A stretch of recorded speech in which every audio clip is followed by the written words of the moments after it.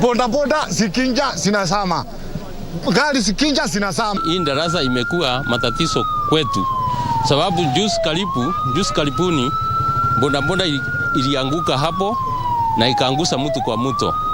Pia na mama iliangusha mama na mtoto. Na hata kwa kutembea miguu inakuanga sinda, sababu hata muwezi pitana na bodaboda, muwezi pitana na gari, iko na kona mingi. Tungeuliza serikali waite contractor arudi kwa site ndio aweze, hii bridge imebakia hapa ambaye hajawekwa, ahakikishe ya kwamba hiyo bridge imewekwa na hiyo rami mahali imebakia ya 100 meters imewekwa.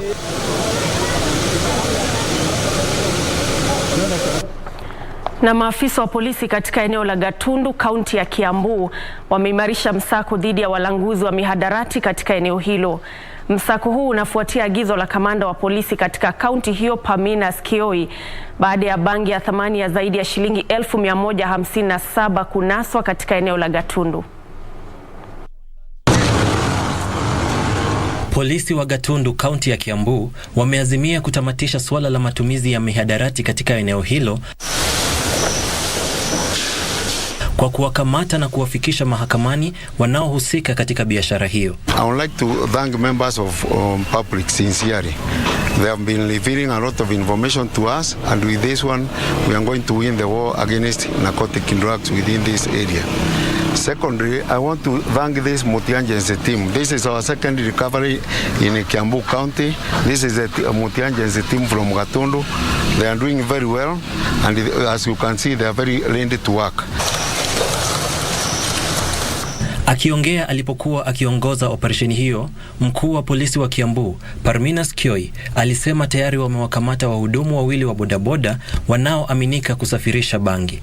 Kioi pia aliwaonya viongozi wa kisiasa wanaopania kuwatumia vijana kuvuruga mchakato wa uchaguzi kwa kutumia mihadarati kutekeleza maovu. Otherwise, it is a warning to those who are selling this kind of stuff to young children. Some of them, they are even using very young children to go and traffic. Instead of himself using his own children, he is using other people's children and also selling this bank to our youth, especially the students within our institution. And that's why they are taking a lot of advantage in Kiambu, because all the way from Mudaira up to Thika, you see we have a lot of institutions there. Baadhi ya maeneo ambayo polisi wataendeleza msako ni maeneo ambayo uraibu huo umekithiri kama Juja, Kiandutu huko Thika na Gatongora huko Ruiru. Edwin Austin, Kurunzi Mashinani. Basi mtazamaji, baada ya taarifa hiyo kutoka katika kaunti ya Kiambu, angependa kupeleka katika majengo ya Teleposta, hasa katika afisi ya msemaji wa serikali kanali mstaafu Cyrus Oguna, ambapo leo hii kuna mazungumzo yanayoendelea na ile kamati ya mtaala mpya wa KBC. Hivyo basi hebu tusikize. Established junior secondary schools, they need to register their schools through the registration guidelines for basic education, which are in the MOE website. So they can see all the requirements that they need in order to establish that. But the age of the learner should not be fearful for anybody, because these are teenagers. They are closer to their fellow teenagers in secondary school than they are to a 6-year-old child who has just grown up from childhood. So thank you. And maybe just to add is that in the yesteryears we also had Form 1 to Form 6 being in the same class, which was also a big gap. Maybe we can borrow leave on how did they used to integrate the Form 1s with the Form 6 in the same compound. True. Mark?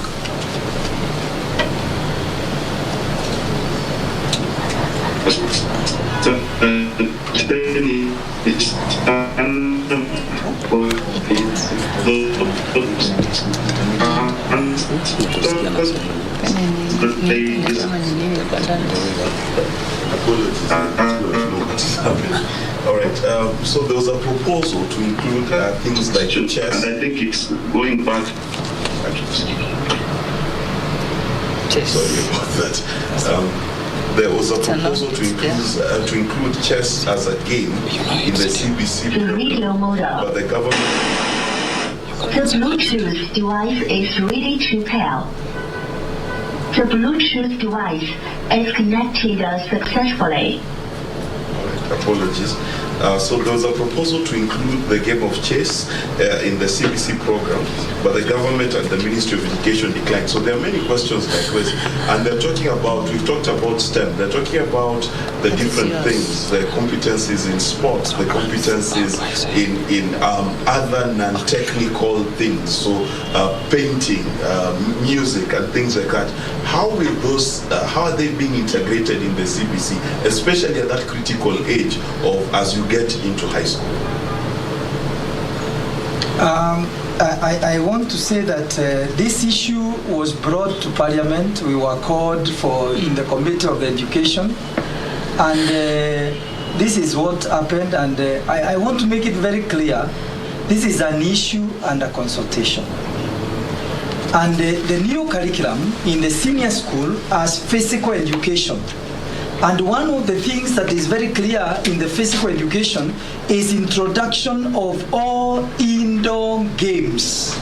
And I bet that the person and every public get to the curriculum and check the indoor games that are included in the curriculum that learners will be having a choice of at senior school.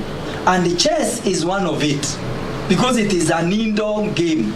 And we have an indoor game in the physical education which is entrenched in the physical education. And actually in the performing arts and even in the visual arts, games have been given a priority because they develop the mind, they help the learner to be creative, and they are able to mold the learner in each of the aspects.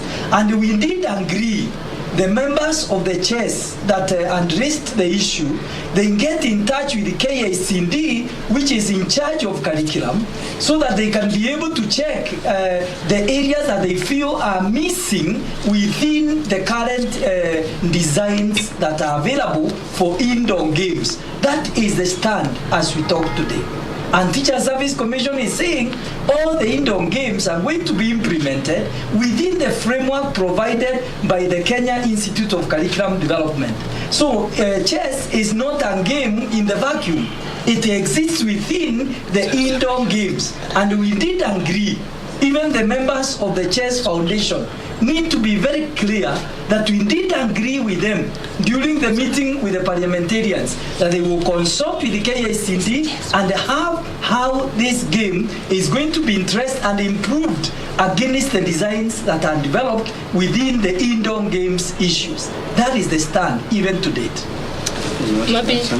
Maybe to add on to that, the MOE has come up with the Physical Education and Sports Policy 2020 that provides for sports and games to be implemented in schools, and one of them is chess.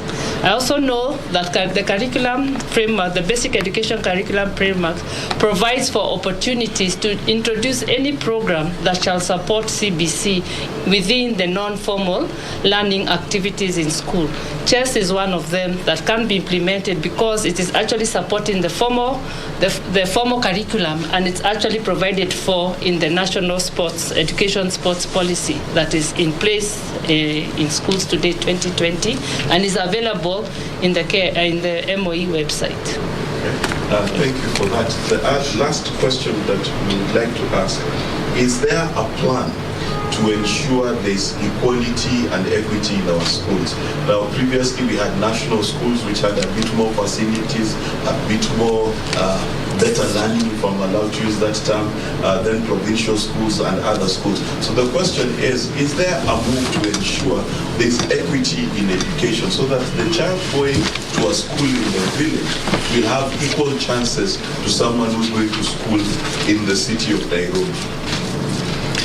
Yeah, there are plans, and as I said earlier, especially with the junior secondary, is that the intention is not to have categorization of schools. It is to have schools with facilities that give opportunities and equal opportunities to all Kenyan children. Now, in place is a master plan on what kind of infrastructure that is supposed to be put in place gradually. So we have started with the classrooms in the junior secondary, and this is basically where the kind of curriculum to be offered is general in nature before we move into the specialization. So there is a plan that is in place, and all those requirements have been put into consideration.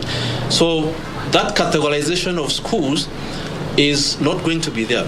And if you remember during the release of the Kenya Secondary School Education, Kenya Certificate of Secondary Education results by the Cabinet Secretary recently, is that the thrust now is towards giving resources to what we call the sub-county schools that may not be as resourced as what we refer to as the extra county, the county, and the national schools.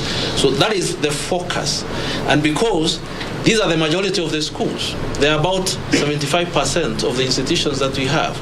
And we need to develop them so that every kid in this country is given similar opportunities. So there is a plan in place. I just want to mention also, apart from the issue of the infrastructure, if you look at the question of the human resource, the government has come out very categorical that we have started the issue of even employing intern teachers, to make sure we are able to provide teachers even in those sub-county schools, so that we make sure that even the way the big schools are mentioned have teachers, even those others have. And we have introduced other methods of curriculum implementation. For example, 2 months ago or a month ago, you realized we rolled out what we call live streaming of classes, where we have a school in the remote area, in the marginalized area, and discussing with a school which is meant to be either a national school or a high school, which has facilities.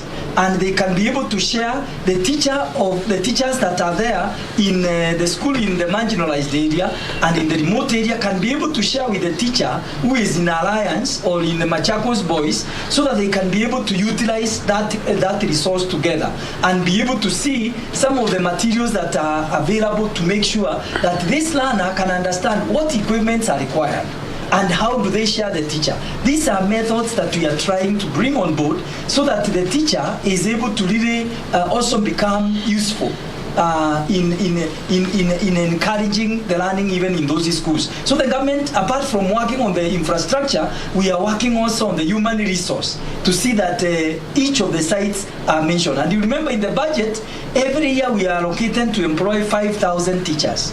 Now those 5,000 teachers are basically to assist in the 100% transition. And that is what the government will continue to do in order to meet the shortage that is there, in order for us to have quality learning even in those institutions. Thank you. All right. Thank you so much.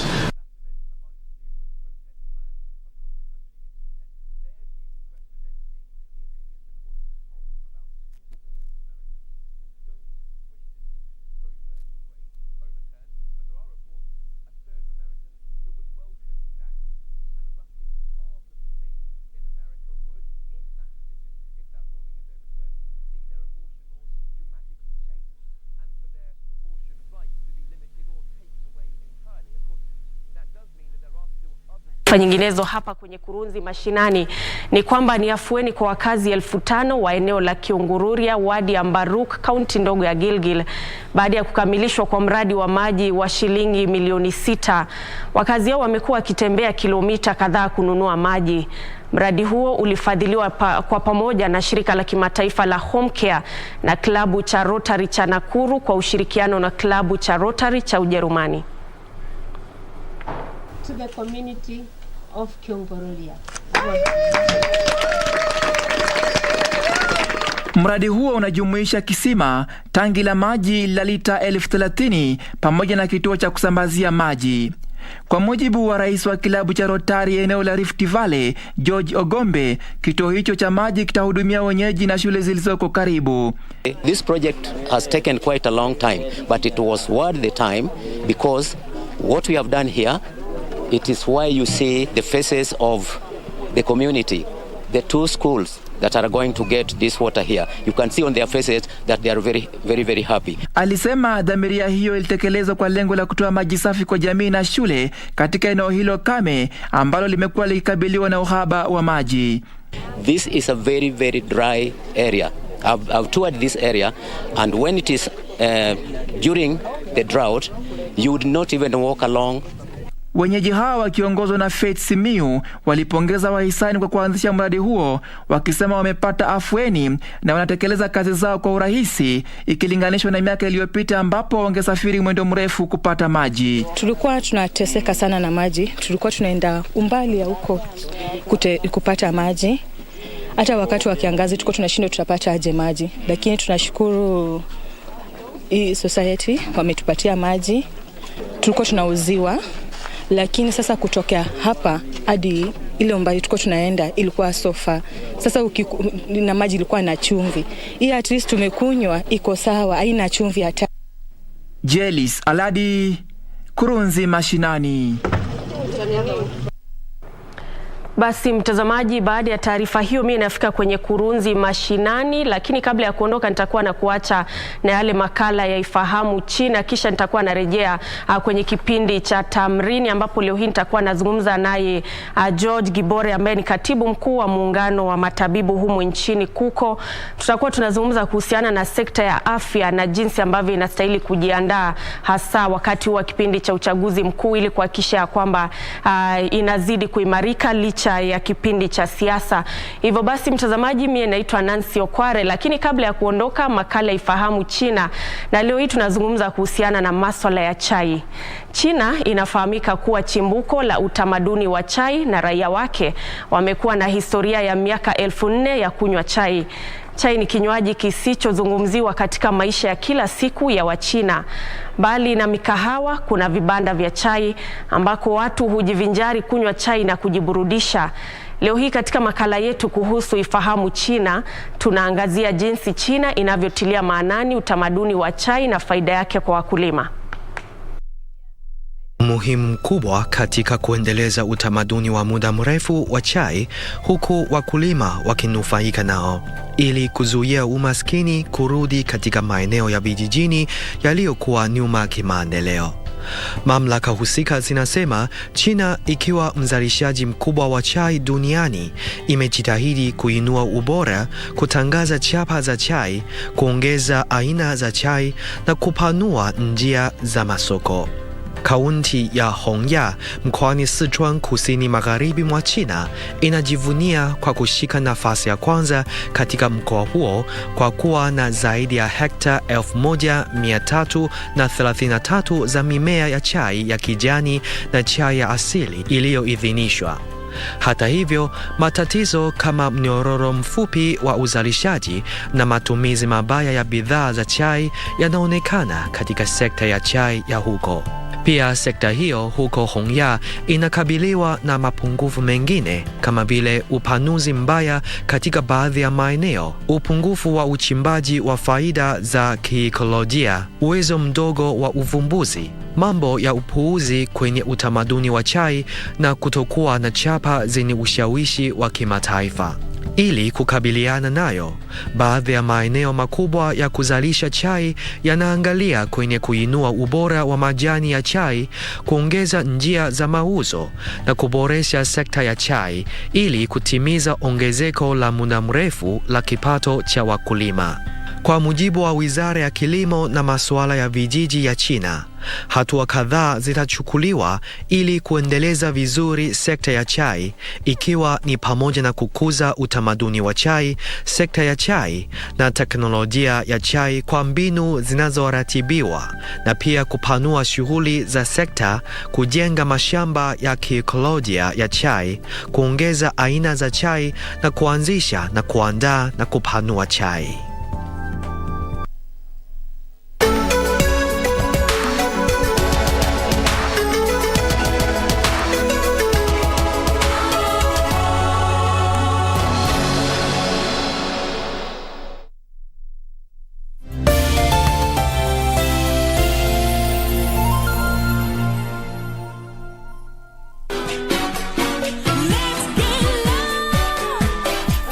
after more than 10 years of pursuing solo projects, they are back.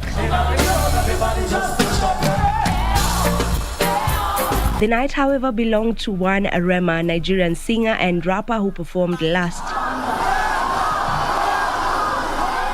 His entrance was much awaited.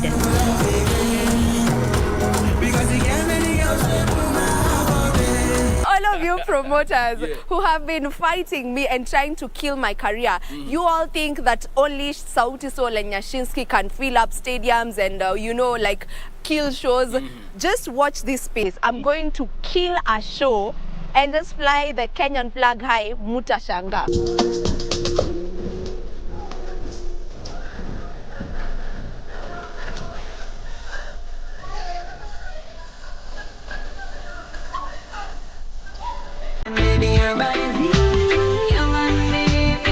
It's like I checked in a rehab, cause you only need the light when it's burning low.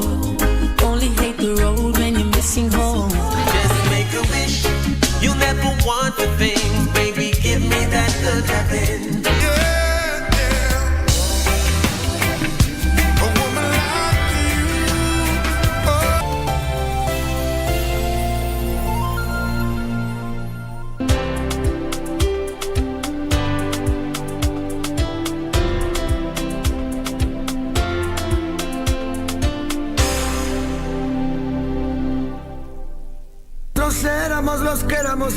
I was going to pay her. She's still in it.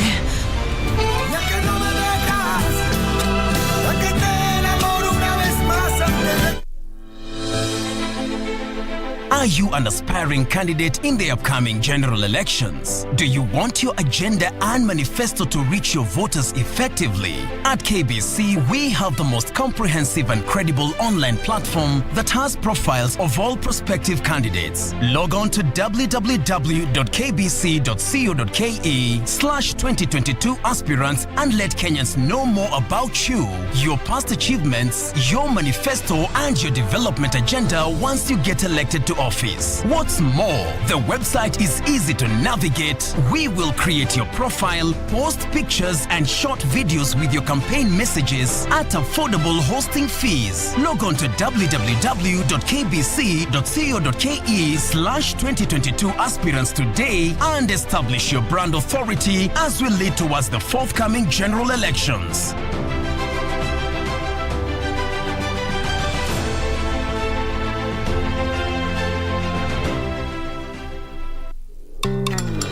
Ngimate gaska watu tegu, ngimate yat mugulel dangu, ngimate imange, nyange begi putinai. Lale, kimi give again, lale, Kitwat FM gigosi, lale, Kitwat FM gigosi, FM gigosi. 98.0 Kitwat FM Gigosin.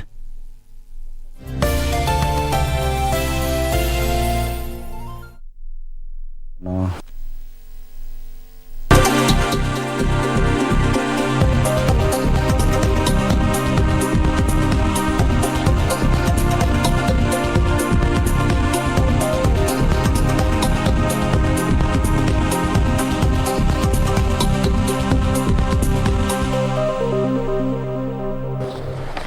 Na mtazamaji, matumaini yangu ni kwamba popote pale ulipo mzima, karibu sana kwenye kipindi cha Tamrini, kipindi ambacho huwa tunaandaa mazungumzo kuhusiana na masuala yanayokuathiri kwa njia moja au nyingine. Na leo hii mtazamaji, tutakuwa tunazungumza kuhusiana na sekta ya afya. Wakati ambapo tunafahamu sekta ya afya imepitia changamoto nyingi, hasa baada ya janga la COVID-19, na sasa hivi tumeingia katika kipindi cha siasa, na sekta ya afya vile vile imekuwa ikiathirika, na kuna hatua ambazo serikali pia imekuwa ikipiga kuhakikisha kwamba kila Mkenya anapata afya bora kupitia ule mpango wa UHC. Je, tumefikia wapi kama taifa na athari za siasa ni zipi katika sekta ya afya? Na hivyo basi kuandaa mjadala huo kwenye studio niko naye Bwana George Gibore ambaye ni katibu mkuu wa muungano wa matabibu humu nchini KUKO. Tutakuwa tunaangazia hayo yote kwa kina, hivyo basi wasiliana nasi kwenye mitandao ya kijamii Kwenye Twitter ni @KBC Channel 1 @Nancy Okware. Mie naitwa Nancy Okware, na mfasiri kwa upande wa ishara ni Caroline Njoroge. Na basi moja kwa moja, karibu sana Bwana George kwenye studio zetu leo hii, na tunapoanza ningependa tu tuzungumze kuhusiana na hiki kipindi cha siasa. Athari ya kipindi hiki ni ipi katika sekta ya afya? Asante sana Nancy Okware kwa kunipa fursa hii kuweza kuja hapa kuangazia masuala muhimu ambayo kila Mkenya anatakiwa kuyachukulia na kuyapatia uzito ambayo unawafaa. Ni kweli kwamba wakati huu ambapo tuko katika mchakato mkubwa ambaye wanasiasa wanajaribu kuungana, wengine wanajaribu kuchukua madaraka yale ambaye wanajaribu kuambia Wakenya kwamba watatufanyia nini watakapokuwa wamechukua ushukani wa kuongoza nchi hii. Tunaanzia yule ambaye ni rais, atakuwa rais, na kuteremka chini mpaka hata wale ambaye ni viwango vya chini katika kaunti ambaye ni MCA. Kwa mfano sasa sisi kama wahudumu wa afya tunajua kwamba wakati wa sasa vyama vyote vile ambavyo kweli vinataka kuchukua uongozi wa nchi hii wanajaribu kuandika ile kitu wanaitanga manifesto. Kwa hivyo sisi kama wahudumu wa afya lile tulilo nalo kubwa ni kwamba kuhakikisha kwamba wanapokuwa wanajaribu kuangazia masuala mzima ya afya, ni vipi ambavyo wamechukua na kuiweka masuala yale ambayo yanahusiana na wahudumu wa afya na afya kwa jumla, ni vipi wanayapatia priority. Utapata kwamba wengi wanasema nitakapoingia kwa sasa kila Mkenya atapata huduma ya afya bure. Wengine kama baba ametangaza itakuwa na baba care. Jambo lile tujui ni kwamba hii baba care ni nini. Na tunapokuwa tunaambia kwamba tutapewa huduma za kadi kila Mkenya, inamaanisha nini? Na ninataka kusema kwamba ukweli uliopo ni kwamba hakuna siku ambapo tunaweza sema kwamba ile huduma tunayoitoa ya afya inaweza kuwa bure.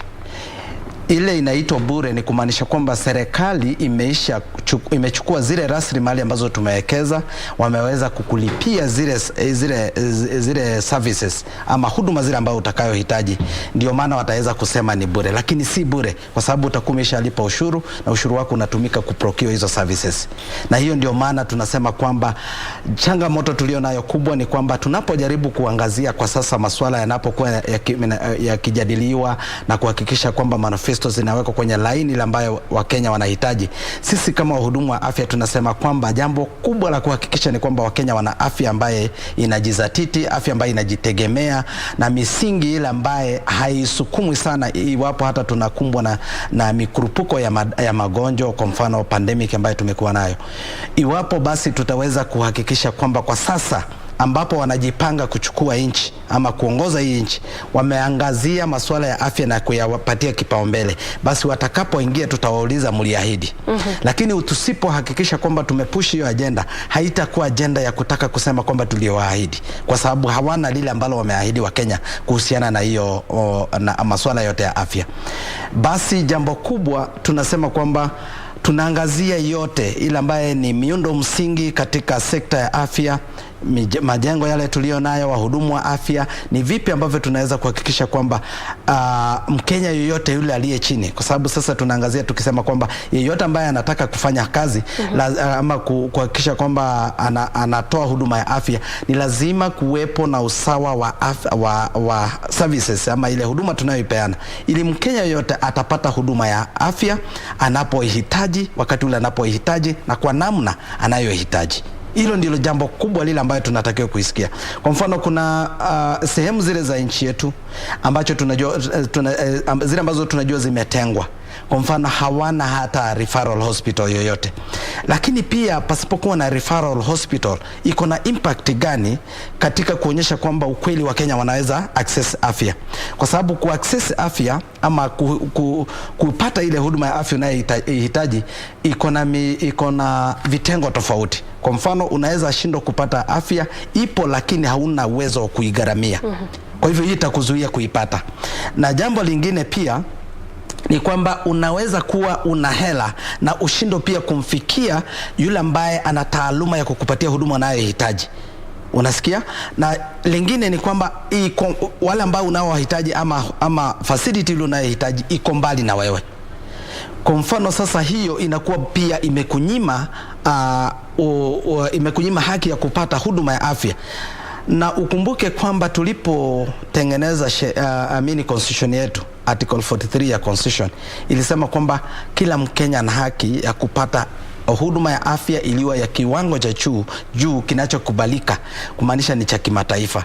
Katika vitengo za kimataifa tunajua kwamba huduma ya afya ni moja ile inaitwa public goods, kumaanisha ni kitu ambacho hutakiwi kumzuilia mtu yeyote anapokuwa anahitaji, hata kama ana uwezo, asipokuwa na uwezo lazima kuigharamia. Ndio maana unaona kwamba nchi zote zinakuja pamoja kwa ajili ya kuungana na kuwekeza rasilimali, zinasukumana kwa ajili ya kufikia ukingo wa mahitaji ya wananchi vile ambavyo wanayohitaji katika nchi zao mbalimbali. Kwa sababu tunapokuwa na ugonjwa ule ambao unaweza kusambazwa, unafuka mipaka, huwezi uzuilia.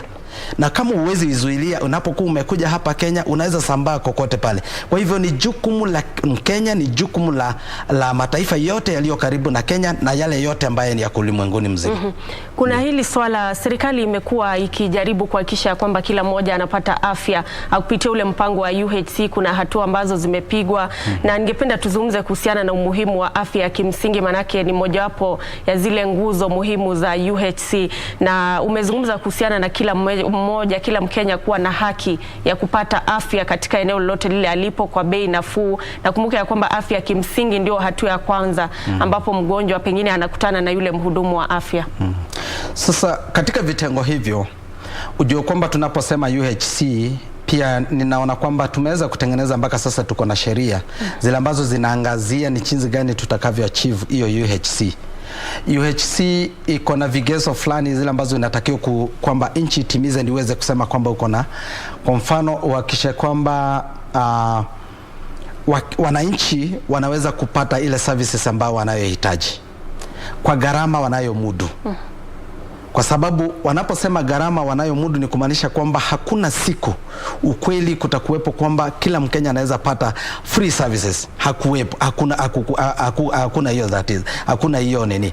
Lakini sasa kwa nchi yetu sisi vile ambavyo tunavyoona, tumeangazia na tunasema kwamba tunataka kulete ile inaitwa NHF kwa kitu wanaita kwa Kiingereza strategic purchaser ya services zile ambazo tunataka kuzipeana. Sasa tunatengeneza kitu inaitwa package, yani huduma zote kwa jumla zile ambazo zinaweza peanwa kwa pamoja na ziweze kuwa zinaweza fikiwa na kila Mkenya anapokuwa anazihitaji kwa gharama zile ambazo ni nafuu na zile ambazo anaweza kukimu yeye. Na tunapokujaribu kufanya hivi, tumeangazia sisi kama wahudumu wa afya, tunasema kwamba vitengo vile ambavyo tuko navyo katika hali ya kupeana afya, huduma ya afya, tuna ile ya kinga na tuna ile ya tiba. Sasa unapoona kwamba tumechukua NHF kuitumia kama strategic purchaser, tumesahau ile ya kinga na tumeweza kuelevate ama bado kuwekeza sana kwa ile ambayo ni ya tiba. Kwa sababu unapoona kwamba zile ambazo wameorodhesha kwamba watakuwa nalipia ni zile za matibabu, sio za kinga. Na sisi tunasema kwamba UHC ni jina tu imebadilika, lakini inatakiwa kuwa primary health care, kwa sababu nchi zozote zile ambazo zimetaka kuongeza, kwa mfano vile ambavyo tunaongea juu ya Cuba na tumeweza kuwapeleka madaktari wetu kwenda pale kwa masomo ya juu, ni kwa sababu wao wamewekeza sana juu ya kinga, ili kusudi ukinge ama basi ugonjwa unapokuwepo uweze kugundulika kabla haujazambaa ama haujafanya yale haijalete matatizo yale ambayo yanahitaji matibabu ya hali ya juu. Kwa hivyo inapokuwa imejulikana mapema, hata ikiwa kanza, basi inaweza kutibiwa na itatibiwa kwa muda mfupi pasipokuwa na muda mrefu. Basi sisi kama tumeweza kusema hivyo, sisi tunaikosoa serikali kwa sababu tunaona kwamba mbeleni tumekuwa tukilalamika kwamba tuna concentrate sana na tiba kuliko kinga, na tumewekeza zaidi ya 90% katika tiba kuliko kinga. Ninaposema hivyo, hospitali yetu ile ambayo yako chini level 3 kwenda chini hawana maafisa wa tabibu, manases na medical laboratory wa kutosha. Yani hawana wahudumu wa afya wa kutosha. Lakini unapokuja katika zile referral facility, utapata karibu zote zinakuanga wamejimudu kuweka wahudumu wa afya. Kumaanisha kwamba tumeua ile sekta yetu ya chini, ila ambaye ndio sasa inajaribu kutupatia kinga, inasaidia wananchi kuweza kuaccess services ile ambaye ni ya mapema. na iwasaidie waweze kuipata ili wasiairishe, kwa sababu mwananchi na Mkenya yoyote yule anapokuwa amegua na ajue kwamba ninapotoka ninaweza kosa huduma katika ile zahanati iliyo karibu na mimi, basi anairisha kwenda hospitali. Kinachotokea ni kwamba anazidiwa, anapokuja hapa hawezi lazwa katika zahanati zetu, anatumwa wapi? Kwenye huduma ile ya juu ambaye ni level 4, level 5. Kumaanisha tunafanya congestion yenye iko unnecessary. Our referral system inakuwa imeuawa. Basi tuweze kuweka mikakati. Wale ambao wanaokuja katika kuchukua uongozi wa nchi hii lazima waangazie kwamba sheria tulizo nazo tumezitimiza vipi, na kama tumezitimiza zimetusaidia vipi. Kama hazijatusaidia tulete marekebisho gani, ili marekebisho haya yatusaidie kuweza kuwafikia Wakenya wengi na kuwapatia huduma wanayohitaji kwa muda ule wanayohitaji, ili kusudi tukinge nyingi kuliko kutibu wengi. Hivyo basi tunasema kwamba kuna pengo pale katika kuhakikisha kwamba kuna ule usawa katika zile hospitali. Manake wengi wanajiuliza ni kwa nini Mkenya mara kwa mara anajipata ameenda katika hospitali ambapo anahitaji huduma maalum, ilhali kuna yale magonjwa ambayo hayakutambulika mapema. Ndio. Ni kweli. Na tumesema kwamba hapo ndio sasa inatakiwa wale ambao wanakuja katika wanatarajia kuchukua uongozi wa nchi hii waweze kuangazia, si eti hatujakuwa na sekta ya afya, tumekuwa nayo. Imetupatia huduma kivipi? Yani imetusaidia kivipi? Tunapozidi kuongeza, tunaendelea kuwekeza. Licha ya kwamba hatujafikia kiwango cha kimataifa ile ambaye kwa mfano tumesaini ile inaitwa Abuja Declaration ya kusema kwamba kila mwaka wetu wa kuwekeza ama mwaka wetu wa makadirio ama ile budget tunatakiwa kuwekeza 15% of our national budget iweze kwenda katika sekta ya afya. Hiyo hatujafikia. Tunapokuwa tuko na pia mahitaji mengine ambayo tunasema kwamba wahudumu wa afya waajiriwe kwa kiwango fulani, yani the ratio ya patient to healthcare workers, ile ambayo inatakiwa kuwa kwa jumla wanatakiwa kuwa wahudumu ine kwa 1,000 kwa watu 1,000. Lakini hiyo haiko. Kwa mfano, kama hatujaweza kufikia hivyo vigezo ambavyo vinaashiria kwamba kuna maendeleo yanayobainika ama yanayoonekana katika sekta ya afya, ni vipi sisi tunaweza kujimudu kama tukitaka kuchukua uongozi wa hii nchi? Ni kuangalia katika hizo gaps, vile ambavyo umeweza kusema kwamba kuna gaps, na hizo gaps zinapokuwa ziko hapo, tutawahuzisha vipi wale ambao wako ndani, ili kusudi watusaidie kuweza kuweka sheria ama kulainisha sheria ama kuweza kuongeza nguvu kidogo katika ile hali ya kuweza kurealize UHC. Na sisi tunasema kwamba mfumo ya kuweza kuleta UHC na kuitangaza mkiwa mmekaa katika meza ama mikutano ya kukaa katika majumba makubwa haitasaidia. Na ndio maana leo hii tangia tulipoanzisha mfumo huu wa UHC, zile zenye tuliita the 4 counties zile zilianzisha, bado hatuna report kamili kuhusu kile ambacho kiliweza kufanyika hapo, kwa sababu tulianzisha tu tukatangaza tu na hatukuwa na mpangilio ya kuweza kuona, kwa sababu ilikuwa ni hali ya kwenda kujua tukianzisha kutakueje na ni udhaifu gani tulio nao na tuweze kufanya nini ili kusudi tuweze kutandaza UHC kwa kila county na iweze kila Mkenya aweze kuipata. Kwa sasa tunaposema, nimeona rais alitangaza kwamba tumefungua UHC itakuwepo kila mahali. Uliza mwananchi kama kweli wanasikia huduma zimebadilika ama hazijabadilika. Hakuja kuwepo na mabadiliko kando na yale matangazo tunayofanya. Ni hivyo, ni kumaanisha kwamba tunatakiwa kurekebisha mtindo na approaches zetu, jinsi gani tunaweza kuhakikisha kwamba UHC imeafikiwa. Sisi tulio katika changamoto inakujia pengine kwa wale ambao watachukua uongozi, manake kumekuwa na hii changamoto ya kwamba serikali ya sasa inaanzisha jambo fulani ambalo ni nzuri, kisha uongozi unaofuata badala ya kuendeleza unaanzisha jambo jipya. Hivyo basi changamoto inakuwa ni ipi kipindi hiki? Changamoto iliyopo ni kwamba wale ambao wanaoingia ulimwenguni kote hawana choice. Hata kama utaita jina gani, Raila amesema itaitwa Baba Care. We don't know whether the concept ni ile ya UHC. Lakini pia hata Ruto akijaribu kuja na jina lolote lile, hata akijaribu aite Ruto Care, basi inatakikua kwamba waweze kutengeneza mipangilio na mikakati ambayo inaendeleza UHC na kuhakikisha kwamba imetandazwa kote. Na hili sio agenda ya country yetu peke yetu. Sisi nimesema kwamba sisi ni washirika katika shirika kubwa la huduma ya afya ulimwenguni, the WHO.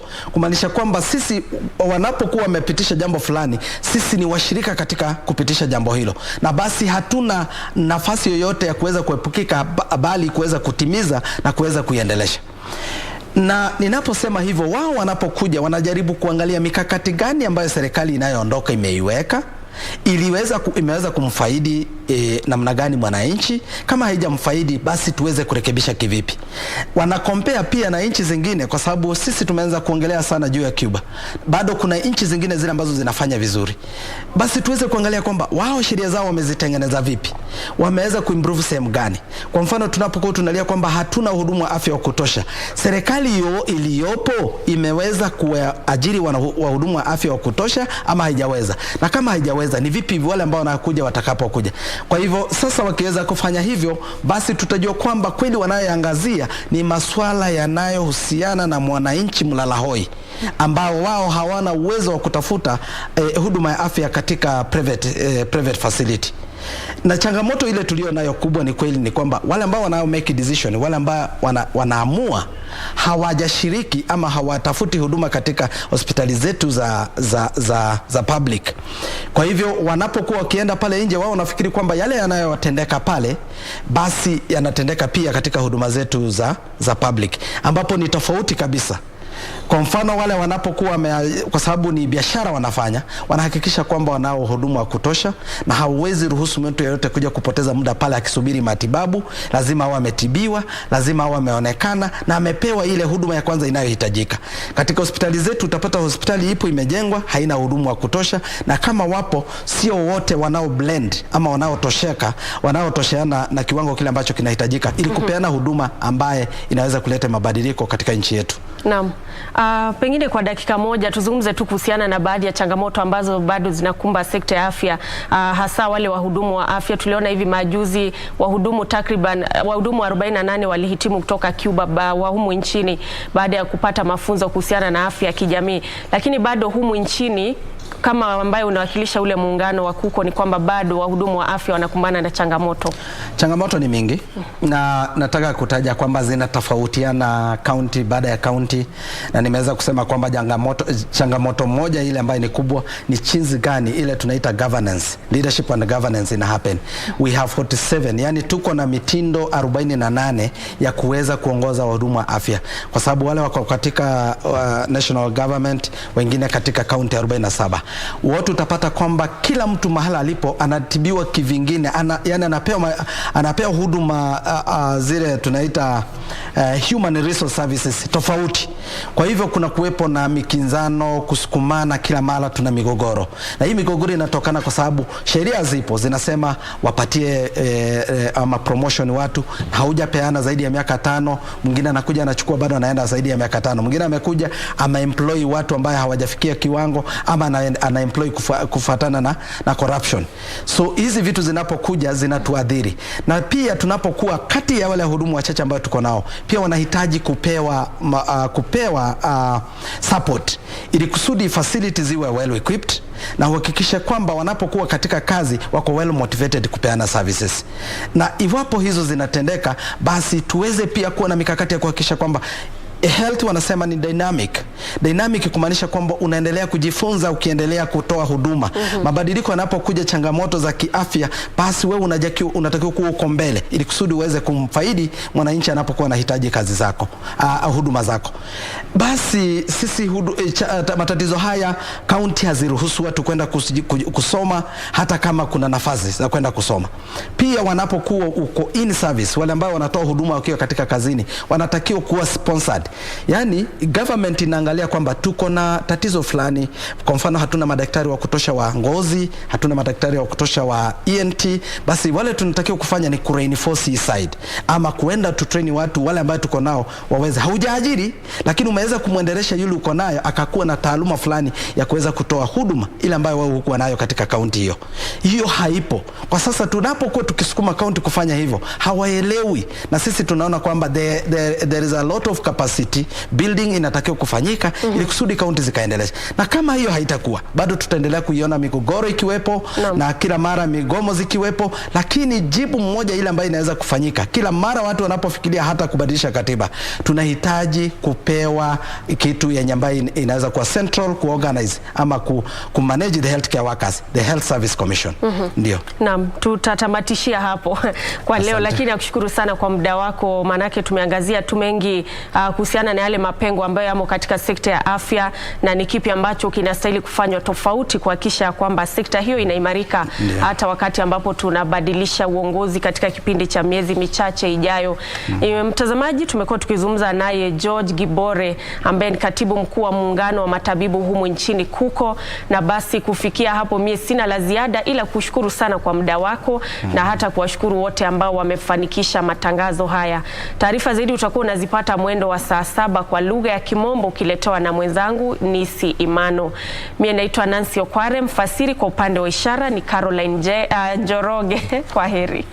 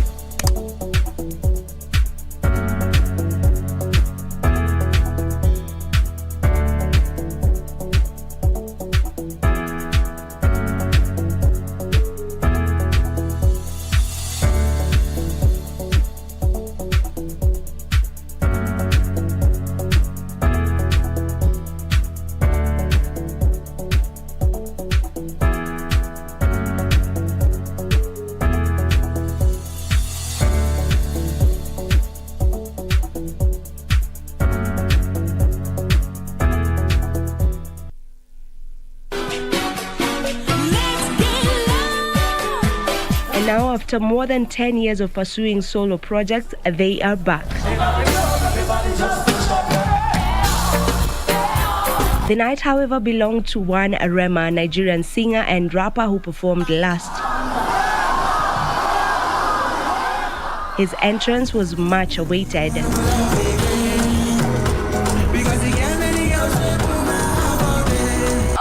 Promoters who have been fighting me and trying to kill my career. You all think that only Sauti Sol and Nyashinsky can fill up stadiums and like kill shows. Just watch this space. I'm going to kill a show and just fly the Kenyan flag high, Mutashanga.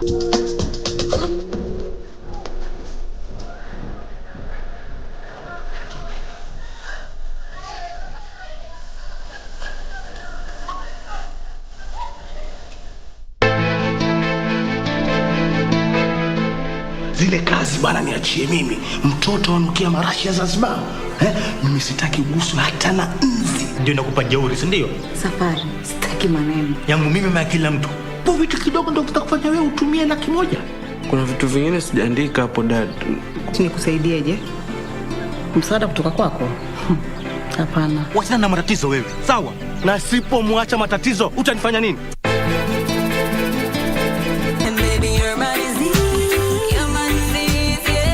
Like I checked in rehab, 'cause you only need the light when it's burning low. Only hate the road when you're missing home. Just make a wish. You never want the things, baby. Give me that good loving.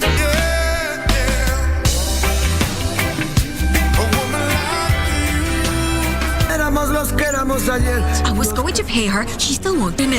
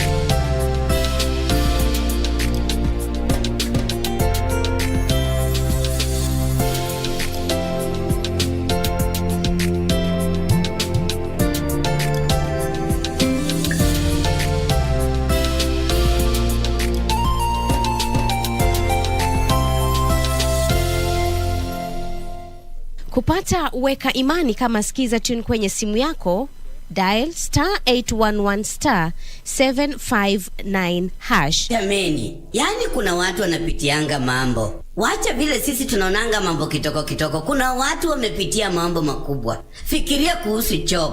Akapoteza mifugo, akapoteza mimea, watoto wake, na bado akasimama na Mungu. Hata wewe, weka imani. Usiwache Mungu. Ili kupata Weka Imani, dial *811*759#. *811*759#. Mom's first daughter died long ago. Why would you discuss her? I thought you were gone. I didn't take good care of you. Thank heaven. You're back with me now. Isn't this the deed to our house? Giselle, Pauline has been living with me for nearly 30 years. Just let me have a look at her. Mom said true? Yes. So what? Dad, then that's all your fault. You kept it from Mom all these years, right?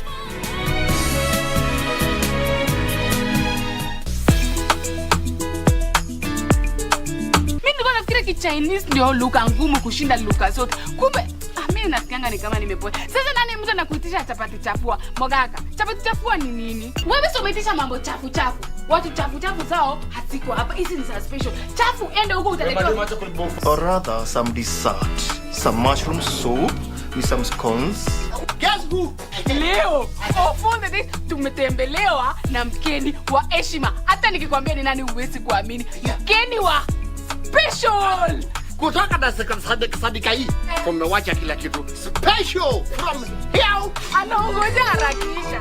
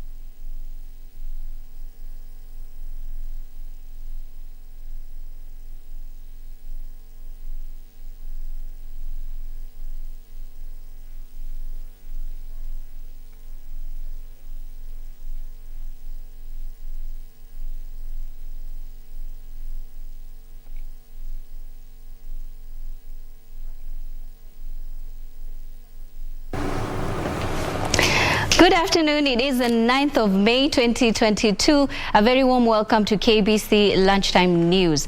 I am Nissy. Imano.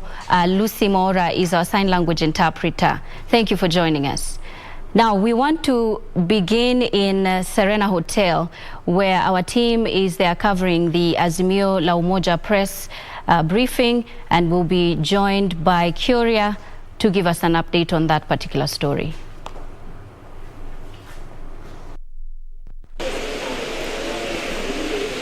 Thank you, Nissy.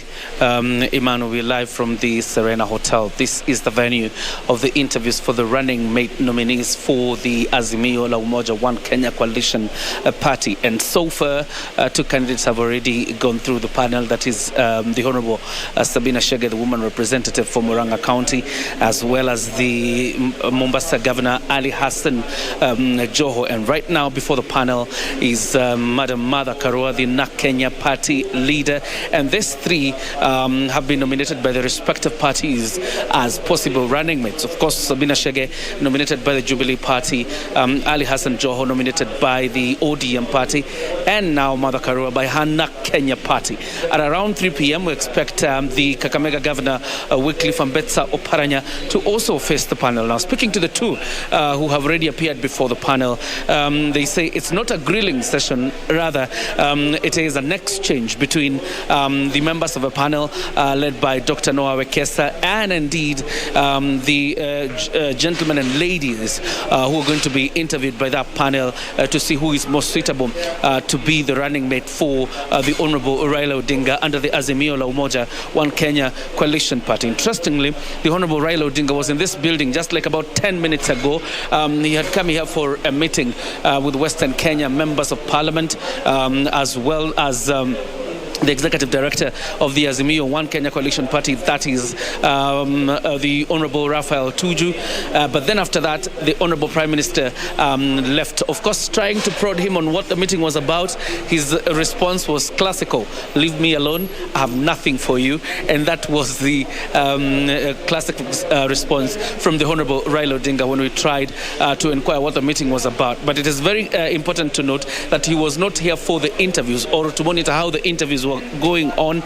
It was actually a meeting with Western Kenya members of parliament and Raphael Tuju. The interviews are happening in a separate room, and right now Martha Karua is in the room, and I think she has spent about 30 minutes, and I think each candidate is spending like about 40 to 45 minutes. 30 minutes are on for Martha Karua, so probably in the next 15 minutes she will emerge from the interviewing panel. Then later at 3 p.m. we expect Governor Wycliffe Ambetsa Oparanya to appear before the panel. Not all of them are going to appear here today. First of all, Kalonzo Musyoka is shortlisted to appear tomorrow. He has already said he's not appearing tomorrow before the panel, but so far the people who will be appearing before the panel today is Sabina Chege, who has already done that, then Governor Ali Hassan Joho, who has already been interviewed, Martha Karua, who is in with the panel right now, and then later Governor Wycliffe Ambetsa Oparanya. After that, tomorrow we expect Kalonzo Musyoka, Charity Ngilu, and the rest of the pack to also appear before the panel. And then after that, we expect to hear from the panel who is the best suited candidate to be the running mate for the Azimio la Umoja One Kenya coalition party flag bearer, that is Raila Odinga. So we continue to monitor the events here. We take it back to you, Nissy Imano, so you can continue with the lunchtime news. Thank you, John. Jacob Curia, who is on standby there. Of course, he'll be giving us an update on that story, and we are following closely to give you what will be happening, as it happens.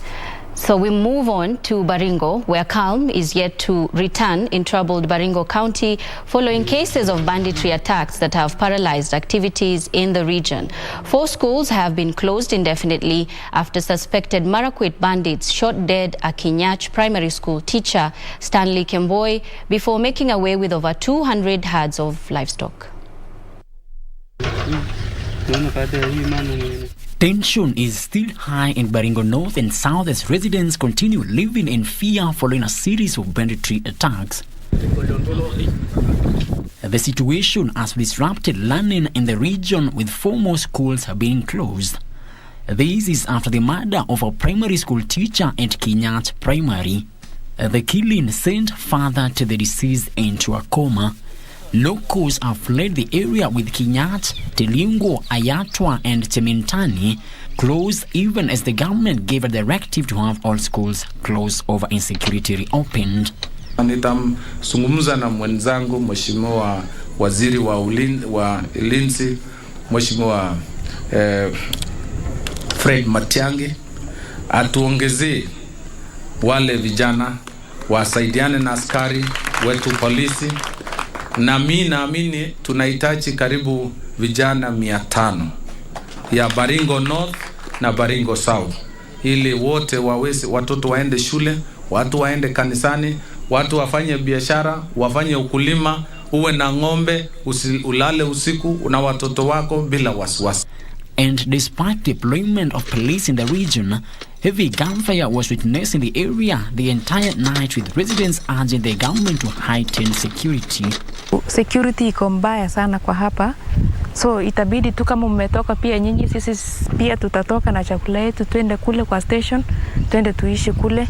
In case of anything, kama kuna mgeni yeyote anakuja, tunakuja nyumbani kumkaribisha. Wanyama wote, mbuzi na ng'ombe, mbuzi ilitangulia kuchukuliwa na ng'ombe sasa wakakuja kuchukua ya mwisho. Hatuna mnyama, hata mnapoona compound hii yote huwezi kuona ng'ombe hata mmoja ama mbuzi. Frederick Muki for Lunchtime News. And elsewhere, 2 men died last evening after the vehicle they were traveling in veered off the road and plunged into River Rupingazi in Embu North Sub-County. A third female occupant of the Toyota Probox that was loaded with jerrycans of liquor escaped death narrowly after she was rescued by locals. 2 men. The Toyota Probox that was carrying jerrycans of liquor is said to have veered off the road on Sunday evening and plunged into River Rupingazi with 3 occupants on board. 2 people died on the spot, with a woman rescued by locals moments after the 7 p.m. accident. Gari ilikuwa mbele yangu kutoka Kavurokole kupiga ile kona, gari ikateremka, alafu tukaachwa nyuma tukiwa na boda. Kufika hapa gari ikaja ikateremka mpaka kwa maji. Sasa hata mimi nilikuwa wa kwanza kupiga mayowe hapa.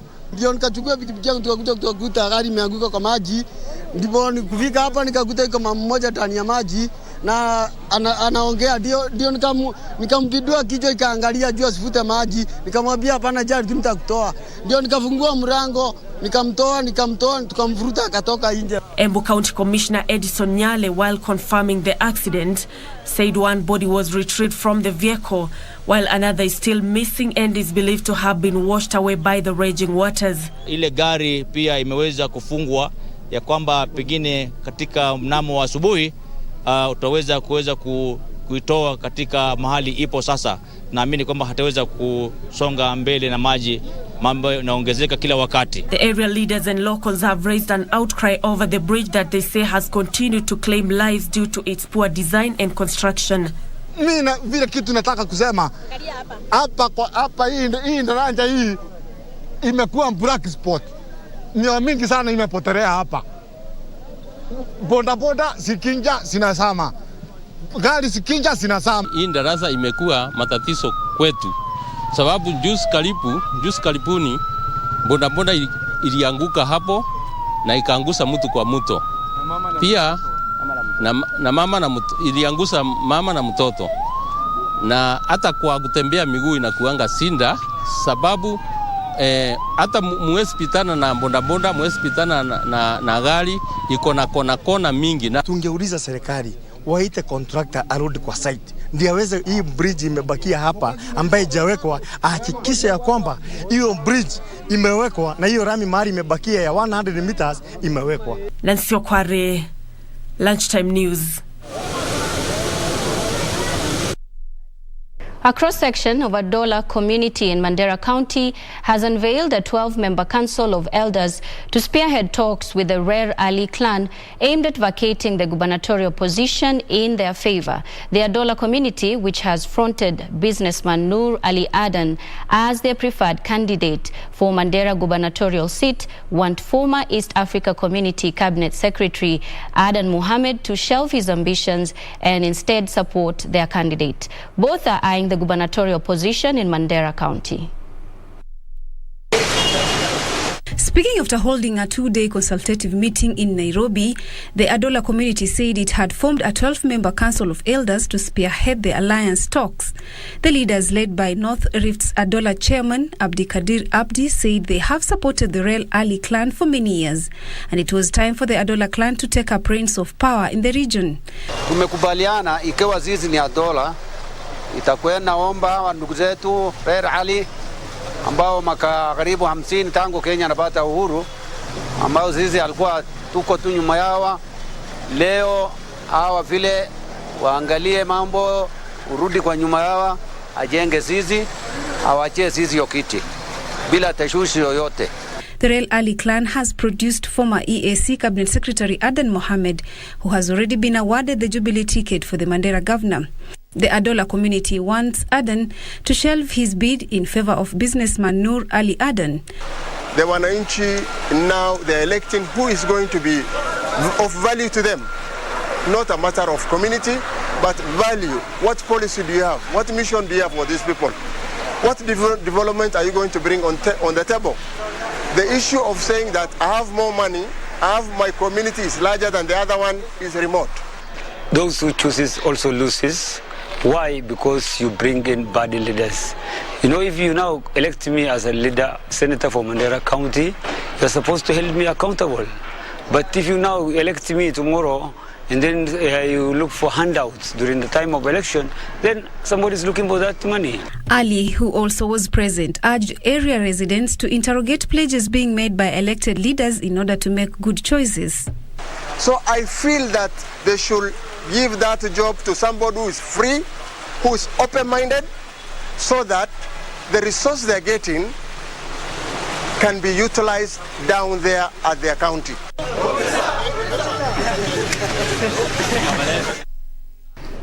And elsewhere, the Jubilee Party Women League in Mombasa has called for fairness and inclusion of all Azimio la Umoja One Kenya Coalition allied parties in the zoning discourse. The brigade, led by their chairlady, Amina Achieng, claimed they had already started campaigning at the grassroots level to ensure delivery of maximum votes to Jubilee and Azimio. Elsewhere, Kirinyaga Senator Charles Kibiru is in the August gubernatorial poll. 21 days left to the general elections. Parties and alliances are racing to keep their houses in order. This, however, has caused frictions following far-reaching decisions by their party or alliance heads. The latest being the zoning issue, which has drawn mixed reaction in the Jubilee Party. Tutampatia kama Jubilee karibu kura zote. Kwa hivyo leo tumeamka kupanga, tumekuwa tukipanga miezi yote. Tumeweka mikakati mpaka grassroots. Tuko na structure zetu mpaka polling station kuhakikisha kwamba Jubilee tunapata viti na rais mtarajiwa mtakiwa Raila Amolo Odinga pia anapata ungwaji mkubwa hapa Mombasa County.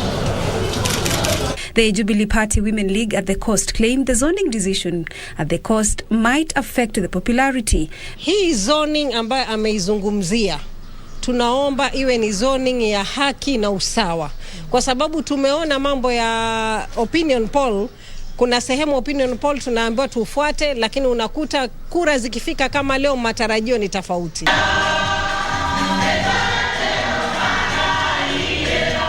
Meanwhile, Kirinyaga Deputy Governor Peter Ndambiri has relinquished his gubernatorial bid in favor of the current Senator Charles Kibiru. Tutagawanya serikali nusu, kwa hivyo watu wa Moya wasiseme kiti imepotea, kiti haijapotea. Tuko pale, tuko na serikali nusu na tutaendelea hivyo, na wao within 5 years watakuja kuona kabisa Kirinyaga imebadilika. Speaking at ACK Church Mutithi in Mwea constituency, Ndambiri revealed that negotiation had seen him agree to deputize Kibiru, but also promised to head the finance docket once they are elected in office. Nitapatiwa a ministry ya finance, pali pesa inakuja.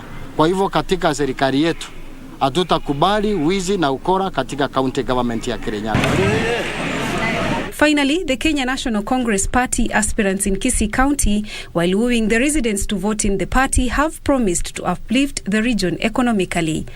Tumeongea juu ya kupeana pesa, loans, bila kulipa interest.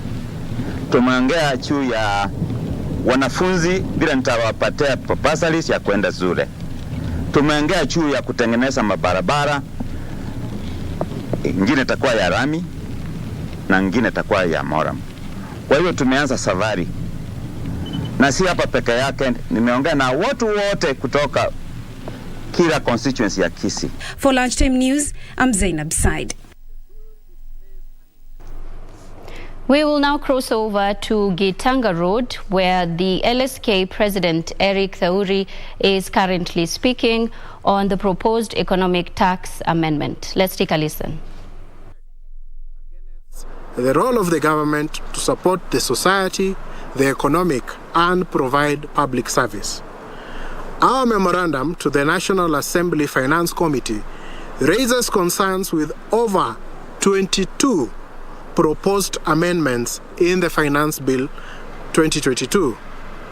We find those to be problematic and which, if enacted as proposed, will make the country highly unattractive as a business destination, increase the levels of unemployment, encourage the use of substandard or illegal products, and ultimately lead to increased levels of insecurity.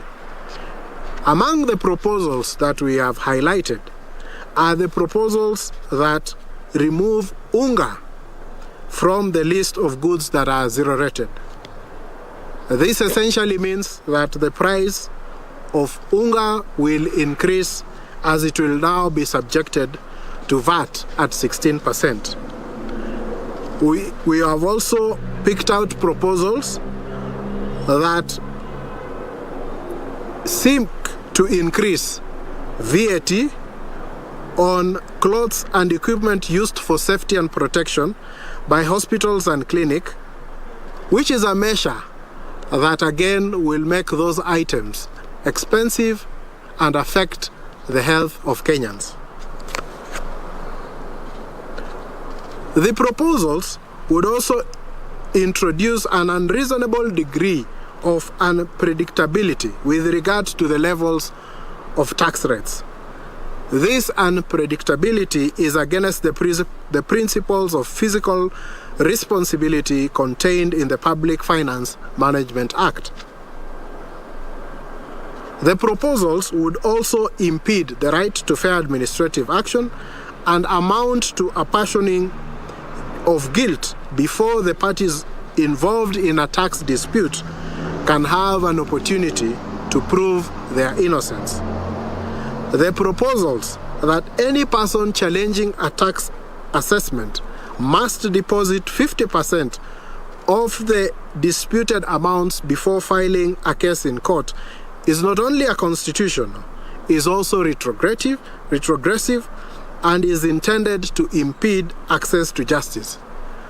We find it interesting that the same proposal does not apply to the Kenya Revenue Authority when it is the one seeking to challenge the decision in court. This therefore gives KRA preferential treatment before the law and is unconstitutional.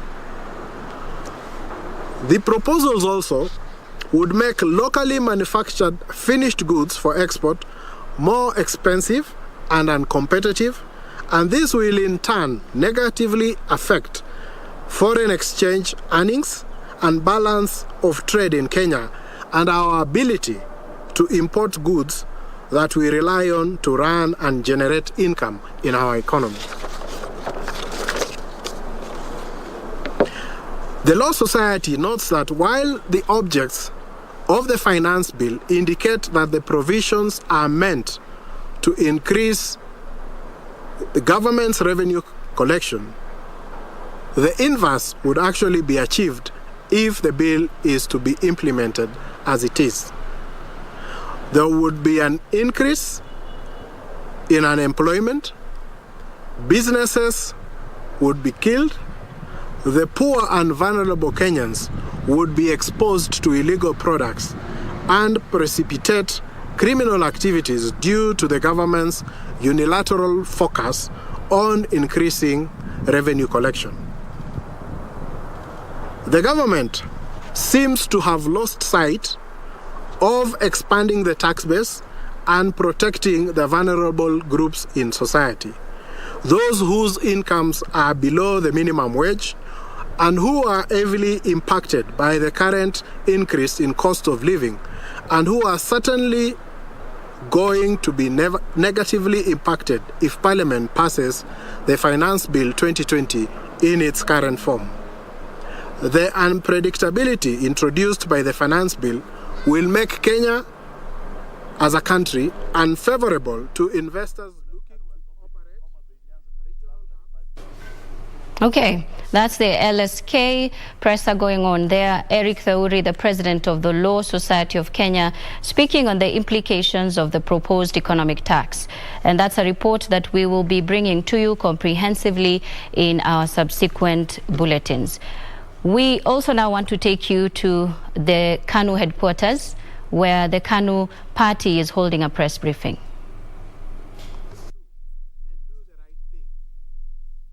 Double up as the KANU chairman, Homa Bay County.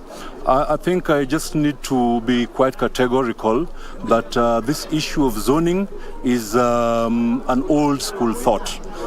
In the present day, we've got Azimio, and we can't speak of zoning as it is.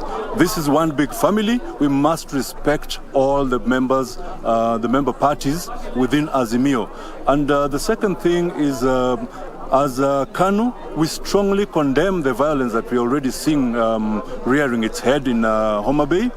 Just yesterday, an independent candidate for Karachuonyo parliamentary seat was stoned, and we had some people were injured who were taken to hospital. And I'll pinpoint that this is the work of ODM. We will not withstand any violence within Homa Bay County. And as KANU, we speak peace, because that is part of what we stand for. So I'll say once again, Azimio is for all the member parties within, and we will not accept any attempts to carry out zoning. Thank you very much.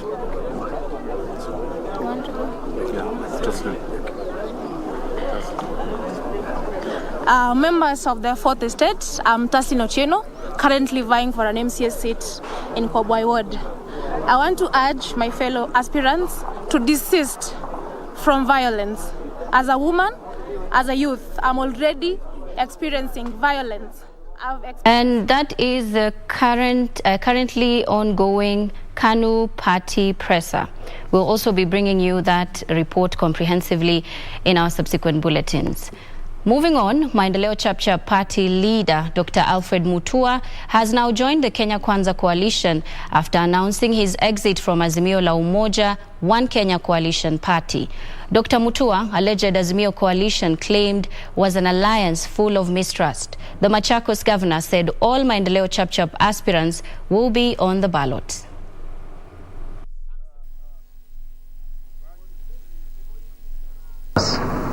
The Azimio la Umoja document that we signed was one document with a page at the end where all the parties signed. And we were assured once all the parties signed and the document has been taken to the registrar of political parties, we will be given a copy, because that is our right. Today is exactly 1 month from the date we signed that document, and we have not received a copy. We keep being told stories here and there, enda kwa huyu, fanya hivi. And so all we can do is that we suspect mischief, dishonesty, and attempt to fix us and others. We are not even sure that the document we signed is the same one that was deposited at the registrar of political parties. We cannot be that naive to think that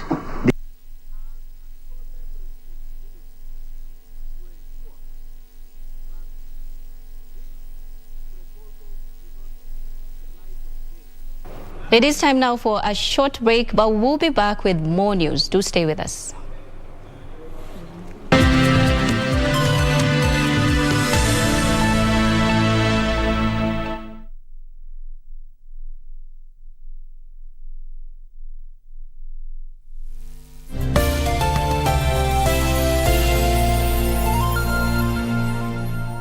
As campaign intensified for the upcoming general election, what does all this mean for you, the voter? What do the candidates have to offer? How prepared are agencies charged with the election process? Join John Kuria and Safina Chieng on Kenya Decides. This and every Tuesday from 10 p.m. on KBC Channel 1 as we unpack elections 2022 with a panel of various stakeholders. Make informed electoral decisions. Do you have a news story to share with KBC? Get in touch swiftly on email news@kbc.co.ke or call 0723-892-654 or 0734-780-124.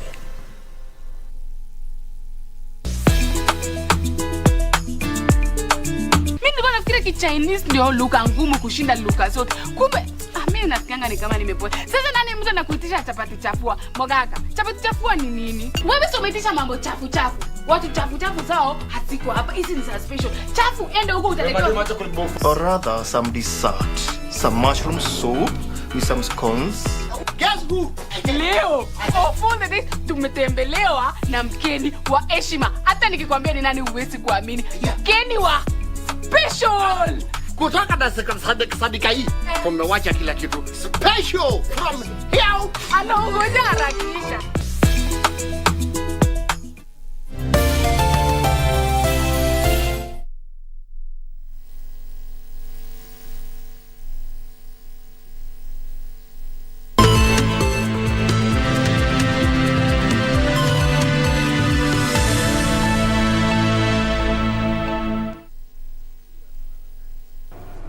Welcome back. Thank you for staying with us. This is Lunchtime News.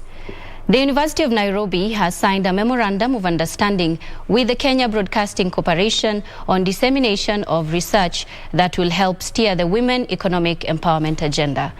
The Vice-Chancellor, Professor Stephen Kiambu, welcomed the collaboration, saying it will enable them disseminate vital information to the masses.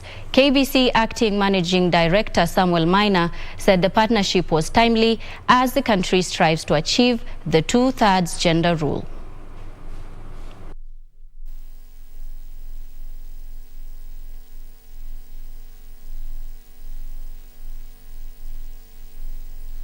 We have left that big population behind in development, in economic, in political and social. So the partnership with University of Nairobi is going to help especially our rural women. And why we are going even to vernacular languages is because when you speak to someone in their local language, you speak to their mind, you speak to their soul, you speak to their heart. The University of Nairobi generates a lot of information, research, data, and all that. But it can only be information if it's kept here. But when it is dispensed to the population of this country, it generates wealth, it generates knowledge. So this partnership is going to help not only women, because even men are going to benefit when women are empowered. Empowering women in Kenya is we have had a debate for a long time, but somehow we haven't found a way that it can be fixed one and for all by working collaboratively with others, particularly with the Kenya Broadcasting Corporation. We think as a university now we have found a way to ensure that the information reaches the women in the community using their own languages, because not everyone would be able to speak or understand Kiswahili or English. We need to include everybody in this debate so that there is ownership into the solution that we develop to solve the issue of women empowerment in Kenya. Because we need to help the women to break the ceiling.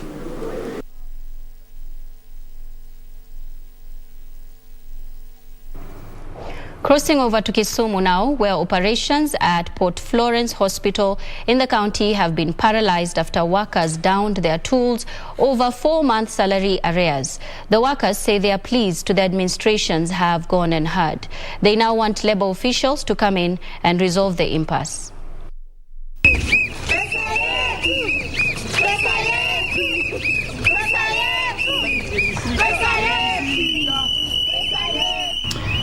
Doctors, nurses and other staff at the Port Florence Hospital in Kisumu County have downed their tools over 4 months salary delay. The striking staff said their plea to the management to have their arrears cleared have been met with threats and intimidation, and now want the labor officers to step in and have the impasse resolved. The workers caused a stir in the morning before being cajoled to go back to work by the acting CEO, Harrison Ouko.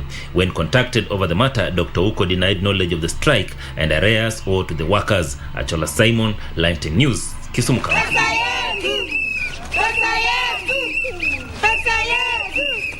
In Marsabit County, more than 8,000 people are in dire need of humanitarian assistance in Ileret Sub-County, Marsabit County.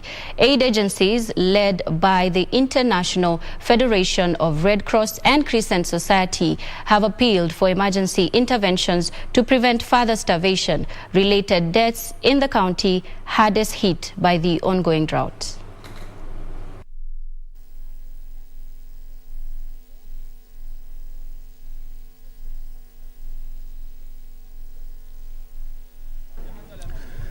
What we saw has been truly heartbreaking. What we saw was almost 53.6% of the population suffering from acute malnutrition. If urgent actions are not taken, this drought crisis could result in the death of children and women. I would say that one of the things we are doing today, even as we do the distribution, we are also having these discussions and reflections about the long-term activities or interventions that we need to have. I think we need to involve the communities, because sometimes some of the interventions that are started may not be sustained because the community has also not completely embraced. And so I think there are a lot of opportunities, and we have seen maybe examples of some of these sustainable activities, but we need to then see how they can also be scaled up. And police from Gatondo in Kiambu County have intensified their hunt for hard drugs and bang being sold in various parts of the county. This follows a directive by Area County Commander Parminas Kioi, who ordered his officers to carry out the operation and apprehend suspects being involved in the trade. A multi-agency operation team comprising of police, DCI officers and the provincial administrators have already managed to recover bang worth of 157,000 shillings in Gatondo. Edwin Austin with a report. The abuse of hard drugs has for long been a menace in the country, despite efforts to stamp it out. Police from Gatondo in Kiambu County are, however, not relenting in this fight. They have decided to bring it to an end by embarking on a pursuit aimed at nabbing and prosecuting those involved in the trade. I would like to thank members of public sincerely. They have been revealing a lot of information to us, and with this one, we are going to win the war against narcotic drugs within this area. Secondly, I want to thank this multi-agency team. This is our second recovery in Kiambu County. This is a multi-agency team from Gatondo. They are doing very well, and as you can see, they are very ready to work. Speaking when he led the operation, the Kiambu police boss Parminas Kioi said they had already seized 2 boda operators who were believed to have been used in ferrying bang. Kioi also put on notice political leaders who may be planning to use young people to destabilize the oncoming campaigns by particularly using illicit drugs to execute their deeds. Otherwise, it is a warning to those who are selling this kind of stuff to young children. Some of them, they're even using very young children to go and traffic. Instead of himself using his own children, he's using other people's children and also selling this bank to our youth, especially the students within our institution. And that's why they are taking a lot of advantage in Kiambu, because all the way from Mudaiga up to Thika, you see we have a lot of institutions there. Some of the hotspot areas where the police will be conducting their operations include Juja, Kiandutu in Thika, and Katongora in Ruiru. Edwin Austin for Lunchtime News. And in Kisii, the Kenya Union of Post-Primary Education Teachers Secretary General Akelo Misori has described the competence-based curriculum as a unique idea whose implementation constraints can be tackled and resolved. Misori said the level of progression of CBC had reached was irreversible and should be supported to succeed. Last digit of TSC. The Kenya Union of Post-Primary Education Secretary General Akelo Misori was speaking at Kisii National Polytechnic during the union's branch elections to replace an official who exited to join the county government. What we have been asking the Ministry of Education, the Teacher Service Commission to emphasize is to bring every stakeholder, and more importantly the teachers, to be around to understand what is expected of them. So Misori claimed there was no cause for alarm in the concurrent administration of the two curriculums. What is lacking here is now when you are going to solely depend on competency-based curriculum, what aspects do you need the teachers' competency to revolve around? The teachers need to know how they are going to do the assessment. How are we going to assess our learners so that we are not going to use the raw scores of 90%, but we are going to say that this learner is above expectation, is average or below average. He, however, expressed fear over the impending 100% transition from grade 6 to junior secondary school owing to the huge number of learners and limited infrastructure. Trevor Ngendo, Lunchtime News.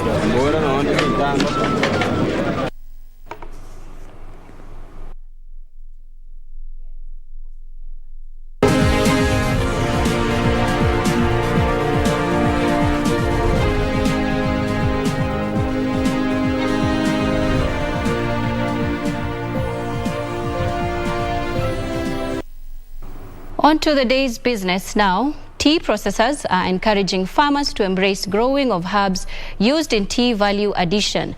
Kenya Tea Packers Limited says it has been forced to import herbs from the Comesa region and Nigeria to meet the demand for their fortified teas. Herbs are key ingredient in production of specialty tea. However, local production is said to be too low to meet demand. This has seen tea processors relying on imports from Comesa region as well as Nigeria. In addition, locally grown herbs are said to be of poor quality that ultimately affect the final product. We have noted that in our blending that there are ecological zones which are available in Africa that are able to give you certain qualities of herbs that will resonate very well with the beverage considerations that are in the market today. Farmers have been encouraged to consider procuring quality herbs and spices seeds that meet the required standards, as well as practice good crop husbandry to mitigate the ecological disadvantage that has contributed to the low quality herbs produced. The raw material that you use has a big bearing on the final strength of the cup. So it's very important that farmers are able to understand the different strengths of the herbs that they produce, and therefore be able to match with the best in the market today. Opportunity for the local tea farmers to be encouraged to produce the herbs that are used in value addition of teas. The Kenya Tea Packers Limited, KTEPA, says it is closing in on a deal with an American-based retail franchise that has 11,000 stores in the US and Saudi Arabia that will lift its export volumes. Benson Ruba reporting for Lunchtime News.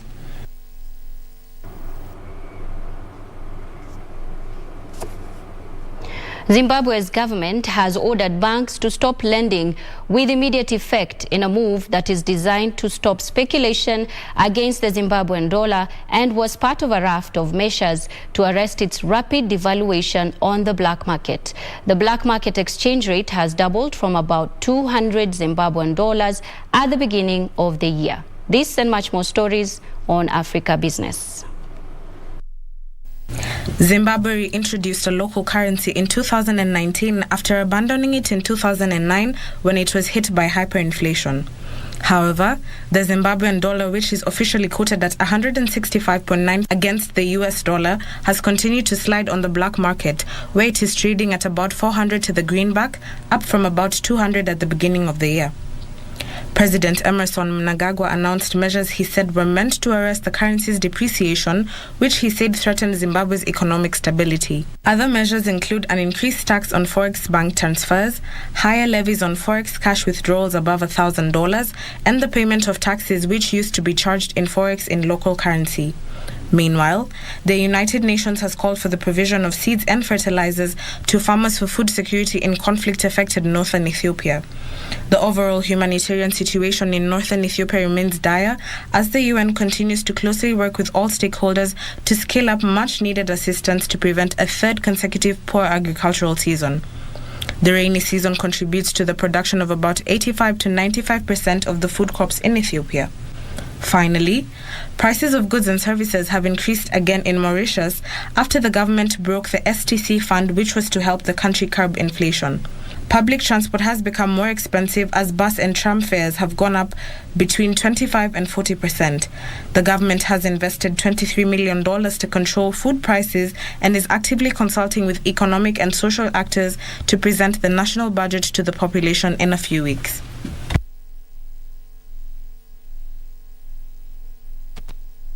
Now, on the international scene, Turkey's annual inflation jumped to 70% in April, reaching a two-decade high, the Turkish Statistical Institute has announced. Turkey's consumer prices rose 7.25% month-on-month in April, according to data released by the institute. Here are the details of this and other stories making headlines globally. In Turkey, the highest annual price surge was in the transportation sector with 106%. The cost of food and non-alcoholic drinks increased 89%, while furnishings and household equipment prices were up 78%. The domestic producer price index climbed 8% month-on-month, with an annual rise of 122%. Turkey is undergoing financial woes unseen in decades, with the Turkish lira losing half its value last year due to the COVID-19 pandemic. The Russian-Ukraine conflict also worsened the situation, pushing energy prices to new highs. Experts say the increase of the benchmark interest rate by the U.S. Federal Reserve could further exacerbate Turkey's economic turmoil. Elsewhere, the UK has announced a fresh package of sanctions on Russia and Belarus in response to invasion of Ukraine, targeting $1.7 billion worth of trade. The Department for International Trade said new import tariffs will apply to goods including platinum and palladium. Export bans will target chemicals, plastics, rubber and machinery. It takes the value of products subject to UK sanction to more than $4.2 billion. The third round of trade sanctions announced by the UK government, excluding gold and energy, will see more than 96% of goods import from Russia hit by the restriction and more than 60% goods export to Russia under whole or partial restrictions. Finally, the value of Bitcoin has dropped to below $34,000, which is 50% lower since its peak in November last year. The slide in the value of digital assets come as stock market around the world also dropped in recent days. On Monday, some Asians market headed lower again, with Japan's benchmark Nikkei index down by 2.5%. Bitcoin accounts for about a third of cryptocurrency market with a total value of $636 billion. Ethereum, the second biggest cryptocurrency in the world, has also fallen in value, down by more than 10% in the last week. Moving on, Kenya farmers have been urged to embrace livestock vaccinations as a way of controlling animal and human diseases, as the government says there is sufficient vaccine stock. The Kenya Veterinary Association is calling on the government to employ more veterinary officers to enforce regulations, among them tracking and controlling livestock diseases. The livestock sector employs close to 50% of Kenya's agricultural labor force and is a primary source of livelihoods for over 6 million people in Kenya. The subsector earns the country substantial foreign exchange through export of animals, hides, skins, dairy products and some processed products. However, livestock diseases and short staffing of extension officers are key challenges facing the subsector. The Kenya Veterinary Production Institute Board, KVVAP Chairman Dr. Geoffrey Kamau, says the parastatal makes vaccines which are of high quality for common ailments like foot and mouth disease and anthrax in cattle, as well as fowl typhoid and gumboro in poultry. We have enough vaccines for the whole all the animals, for poultry and also for large animals. So farmers should embrace the animal vaccination so that they can be able to control diseases. Shortage of staff, especially inspectors, has been identified as a key challenge that is adversely affecting enforcement of regulations as well as monitoring the distribution and use of drugs. Structure follows function. We have the structures, but we can't function because an element of structure, which is human resource, is missing. We need to ensure that the veterinary profession is involved in solving some of these health issues, so that we don't have the problem like we had in the past. They said ailing livestock underproduce when they are sick, and they transfer the diseases to humans, with 70% of human diseases traced to farming systems.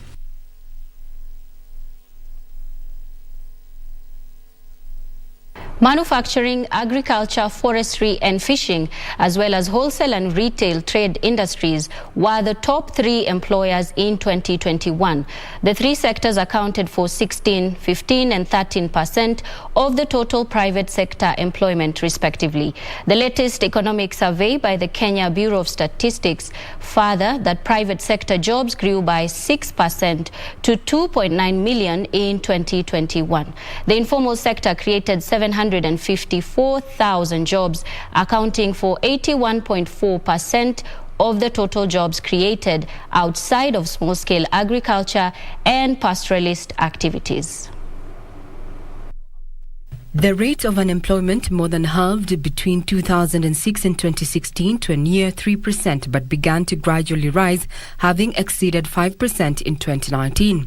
However, according to data from the Kenya National Bureau of Statistics, unemployment rate in Kenya shot to 10.4% in 2020 amid the COVID-19 pandemic, where 1.7 million Kenyans lost their jobs. 1 year later, prospects of securing a job are looking up if the latest economic survey is to go by. The report denotes general ease in unemployment rates, with manufacturing, agriculture, forestry and fishing, as well as wholesale and retail trade industries leading the pack, accounting for 15.8%, 14.9% and 12.9% of the total private sector employment. The easing of the pandemic restrictions impacted positively on employment in accommodation and food activities industry, recording a significant growth of 23.9% compared to a decline of 38.7% registered in 2020. This was followed by administrative and support service activities, education, arts and entertainment at 20.8%, 16.3% and 15.9% respectively. However, it is still seemingly easier for men to secure jobs in the private sector, with male employees in the modern sector wage employment accounting for 60.7% of the total wage employment in 2021. On the other hand, a majority of female employees were working in education, accounting for 26.4% of total females engaged in the private sector. Regina Manyar reporting for Lunchtime News. And Embu Coffee Farmers Marketing Agency has been licensed to trade at the Nairobi Coffee Exchange. The Capital Markets Authority CEO, Wycliffe Shamia, says the Embu Coffee Farmers Marketing Agency is among the 5 coffee traders licensed under the Coffee Exchange regulations, and the regulator will continue to implement reforms at the Coffee Exchange to ensure transparency and accountability. The Capital Markets Authority has issued licenses to the Embu Coffee Farmers Marketing Agency to operate as a coffee broker at the Nairobi Coffee Exchange in line with the Capital Markets Regulations 2020. The newly licensed entity becomes the 5th coffee broker to be licensed by the Capital Markets Authority after Kipkelion Brokerage Company Limited, Moranga County Coffee Dealers Company, Mount Elgon Coffee Marketing Agency Limited, and United Eastern Kenya Coffee Marketing Company Limited. Capital Markets Authority Chief Executive Wycliffe Shamia says, quote, "The authority continues to engage relevant stakeholders in the coffee subsector to ensure that the momentum of the reform agenda is sustained and gains traction toward full implementation of the coffee exchange regulations. This is expected to ensure the marketing and trading mechanism at the coffee exchange promotes fair trade, is transparent, and enhances price discovery, ultimately benefiting the coffee farmers." End of quote. However, the Embu Coffee Farmers Marketing Agency might have to wait a little bit longer before it starts trading, since the Nairobi Coffee Exchange Board is set to be constituted that gives the broker code a key requirement for trading. The 4 companies that were licensed by the Capital Markets Authority ran into similar headwinds and are yet to trade at the floor of the coffee exchange. Benson Ruba reporting for Lunchtime News.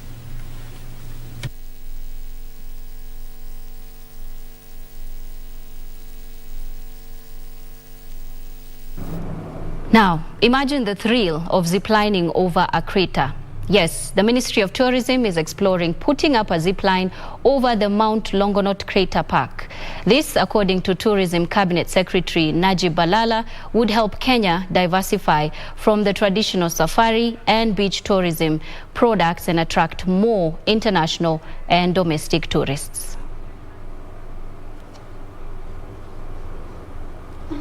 It is a tourist attraction for Kenyans seeking exhilarating adventure. Instead of just zooming over trees or a river, the Ministry of Tourism could make it possible for you to ride over a crater. Tourism Cabinet Secretary Najib Balala believes ziplining across the Mount Longonot Crater Park will be a major tourist attraction site in the world and help Kenya net so many tourists. So we need to create more products, more experiences. If we just maintain ourselves just to safari and just taking pictures, that is not going to increase the numbers of tourists that we want. And not about just tourists, but even our Kenyan domestic tourists. Balala believes a zipline over the Mount Longonot crater could give Kenya an upper hand in attracting tourists and increase tourism earnings. Why can't we have a zipline from one side of the crater to the other side? It's a world-class experience, and it will put Kenya in the global map. Questions over safety of those ziplining are on top of policymakers. It really is a good thing to see that the Kenyans are exploiting this opportunity. And of course, we also saw some foreign visitors. And we encourage you to come here and zuru Mount Longonot. Come and see this place. Come and experience it for yourself, so that then you can be able to see exactly what we're talking about. Similar plans for construction of a zipline in the area in the past ran into headlines after conservationists raised concerns that the project would adversely affect the environment. Get that opportunity, but do them right. Do them right.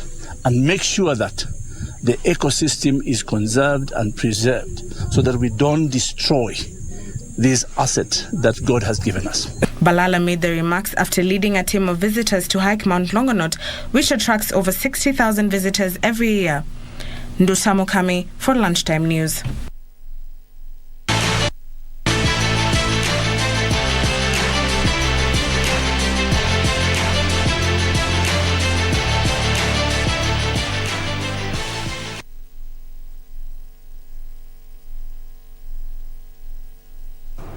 To some sporting news now. Pep Guardiola says everyone in the country supports Liverpool after Manchester City moved 3 points clear at the top of the Premier League. City's 5-0 win over Newcastle on Sunday came the day after Liverpool dropped points in a 1-1 draw with Tottenham.